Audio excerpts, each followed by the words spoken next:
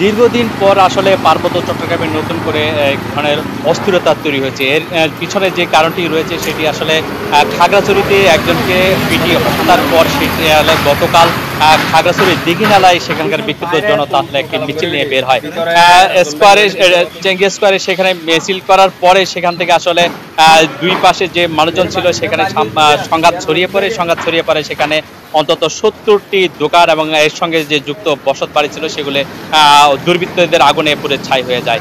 এরপরেই মূলত সেখানকার যে ভীতিকর পরিস্থিতি তৈরি হয়, এরপরেই যে খাগড়াছড়ির মধুপুর এলাকায় সেখানেও আসলে এই ধরনের অস্থিরতা তৈরি হয়।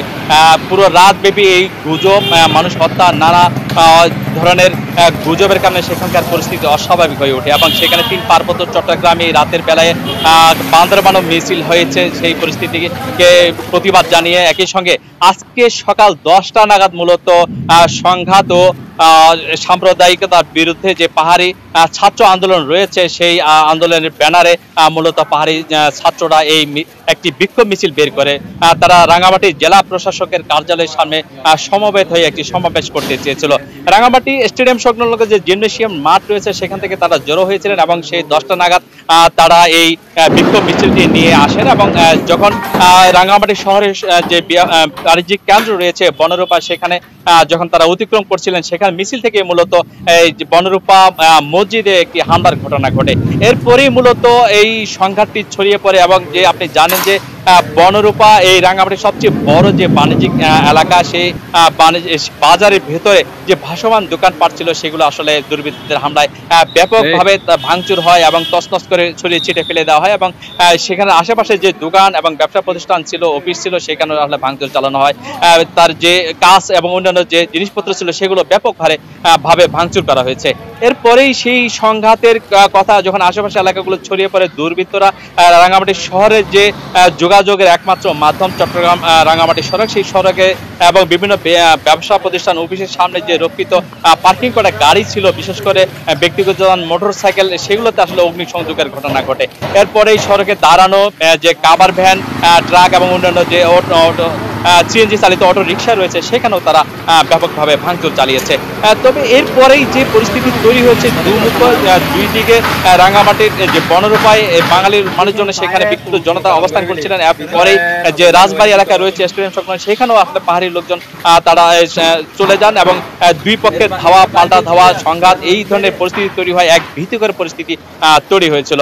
এই ধরনের পরিস্থিতিতে 58 জন আহত হয়েছে বলে এবং তারা হাসপাতাল, রাঙামাটি জেনারেল হাসপাতালে গিয়েছেন, সেখানে চিকিৎসা নিয়েছেন বলে জানিয়েছেন রাঙামাটির যে জেনারেল হাসপাতালের আবাসিক চিকিৎসা কর্মকর্তা ডাক্তার শওকত আকবর খান। তিনি বলেছেন যে এখানে একজন মৃত্যু হয়েছে সেই চিকিৎসাধীন অবস্থায় এবং বাকিদেরকে চিকিৎসা দেওয়া হয়েছে, কাউকে গুরুতর অবস্থায় চট্টগ্রাম মেডিকেল কলেজে পাঠানো হয়েছে।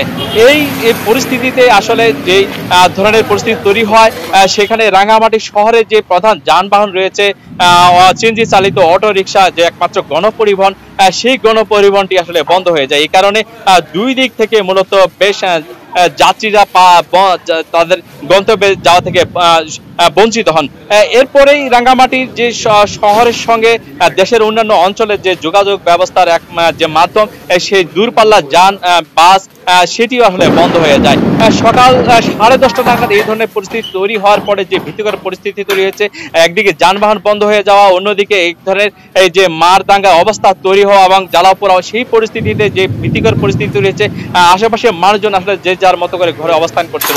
এরপরে জেলা প্রশাসন থেকে দুটোর পরে 144 ধারা জারি করে রাঙ্গামাটিতে শান্তি শৃঙ্খলা ফিরিয়ে আনার চেষ্টা করা হয়েছে।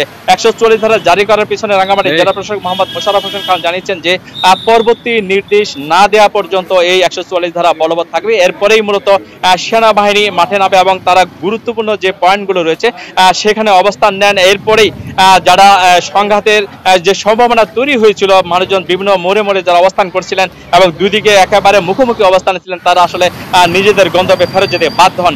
এরপরে রাঙ্গামাটি শহর এবং আশেপাশের যে এলাকাগুলো আছে তাই সেখানকার পরিস্থিতি স্বাভাবিক হতে শুরু করে। একটু কথা বলে রাখি যে রাঙ্গামাটি এই যে সংঘর্ষ চলাকালীন সময়ে দুর্বৃত্তরা রাঙ্গামাটির যে আঞ্চলিক পরিষদ পার্বত্য চট্টগ্রাম আঞ্চলিক পরিষদ বিশেষ করে পার্বত্য সন্তুল আরমার যে অফিস সেখানেও অগ্নিসংযোগের ঘটনা ঘটেছে। সেখানে 9টি গাড়ি পুড়িয়ে দিয়েছে দুর্বৃত্তরা এবং একই সঙ্গে অফিসের যে গুরুত্বপূর্ণ নথি রয়েছে সেগুলোতে অগ্নিসংযোগ করা হয়েছে এবং সেখানে বেশ কিছু আসবাবপত্র হলে পুড়িয়ে দেওয়া হয়েছে। এই যে ভীতিকর অবস্থার পরে সেখানে যে মানুষজন যে যার মতো করে আসলে নিজেদের যে নিরাপদ স্থানে চলে গিয়েছেন। ব্যক্তিগত মোটরসাইকেল পুড়িয়ে দেওয়ার পরে আসলে এখানে যোগাযোগ একেবারে বন্ধ হয়ে গেছিল। একটুখানি বলে রাখি এই যে পরিবেশ তৈরি হওয়ার পিছনে যদি বলা হয় যে সাম্প্রদায়িক উস্কানি, সেই উস্কানি আসলে কারা করছেন সেটি আসলে সুনির্দিষ্ট করে এখনো প্রশাসন থেকে শনাক্ত করতে পারেনি। তবে আগামীকাল যেটি হয়েছে এর মধ্যে পরিস্থিতি রাঙ্গামাটি, খাগড়াছড়ি এবং বান্দরবনে সেখানে যখন এই ধরনের পরিস্থিতি তৈরি হয়েছে, বান্দরবনও আজকে মিছিল সমাবেশ হয়েছে, গতকালও রাতেও সেখানে মিছিল সমাবেশ করেছেন বিশেষ করে পাহাড়ি জনগোষ্ঠীর মানুষজন, ছাত্রছাত্রীরা সেখানে মিছিল সমাবেশ করেছেন। এই খাগড়াছড়ির যে দিঘিনালা এবং মধুপুরে যে পরিস্থিতি সেটিকে কেন্দ্র করে মূলত এই ধরনের পরিস্থিতি উত্তপ্ত হয়েছে এবং সেটি সামাল দেওয়ার জন্য আইন শৃঙ্খলা প্রশাসনকে যে ব্যাপক ভূমিকা রাখতে হচ্ছে মাঠ পর্যায়ে।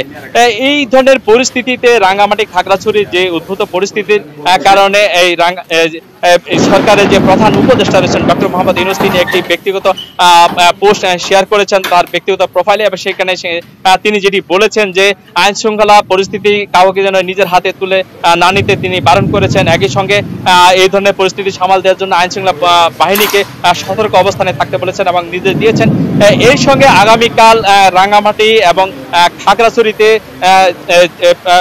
উচ্চ পর্যায়ের একটি প্রতিনিধি দল আসলে তারা যাবেন এবং ঘটনার বিস্তারিত তারা জানবেন এবং পরিদর্শনের শেষে হয়তো কোনো নতুন নির্দেশনা হয়তো আসবে। কিন্তু একটি কথা বলে রাখি, এই ধরনের যে সহাবস্থান দীর্ঘদিন ধরে ছিল, এই সহাবস্থান আসলে সাম্প্রতিক সময়ে এই ধরনের একটি ঘটনাকে কেন্দ্র করে তৈরি হয় মানুষের ভিতরে যে এক ধরনের অস্থিরতা তৈরি হয়েছে। এই অস্থিরতা আসলে কবে নাগাদ তার পরিসমাপ্তি ঘটবে তা এখন বলা বেশ মুশকিল। জেলা প্রশাসকের পক্ষ থেকে হয়তো নতুন কোনো পদক্ষেপ এই মুহূর্তে না নিলেও আগামীকাল আলোচনা শেষে উপদেষ্টা পরিষদ যারা প্রতিনিধি দল ঢাকা থেকে আসছেন তাদের দিক নির্দেশনা এবং আলোচনা পরামর্শ করে স্থানীয় যারা এই রাজনৈতিক বিভিন্ন যে দলের প্রধানরা রয়েছেন এবং যারা রাজনীতি নিয়ন্ত্রণ করেন এই রাঙ্গামাটি এবং খাগড়াছড়ি তাদের সঙ্গে হয়তো বৈঠক করবেন এবং বৈঠক করে সেখানে আইনশৃঙ্খলা বাহিনী এবং অন্যান্য যারা সংশ্লিষ্ট রয়েছেন তাদের সঙ্গে কথা বলে মূলত তারা নতুন করে সিদ্ধান্তে আসবেন যে এই ধরনের পরিস্থিতি থেকে কিভাবে উত্তরণ করা যায় এবং ভবিষ্যতে এই ধরনের পরিস্থিতি তৈরি না হওয়ার জন্য কোন কোন বিষয়গুলোকে সামনে নিয়ে আসতে হবে এবং সেগুলোকে প্রতিকার করা ব্যবস্থা করতে হবে, তারা হয়তো সেই বিষয়গুলো নিয়ে আলোচনা করবেন।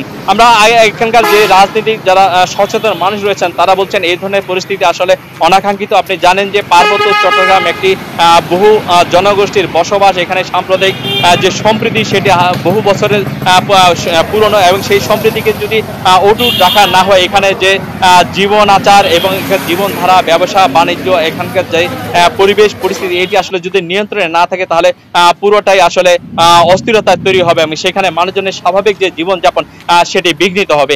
এই ধরনের পরিস্থিতিকে সামাল দেওয়ার জন্য প্রশাসন থেকে সবসময় ব্যাপক তৎপর আমরা দেখতে পেয়েছি। বিভিন্ন সময় নানা প্রান্ত থেকে এই ধরনের উস্কানিমূলক পরিস্থিতি তৈরি হয় এবং সেখানে আসলে প্রশাসন থেকে ব্যাপক পদক্ষেপ নেওয়া হয়।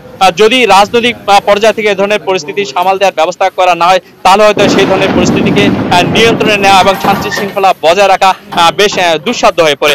রাঙ্গামাটি থেকে এই ছিল আমার কাছে সবশেষ।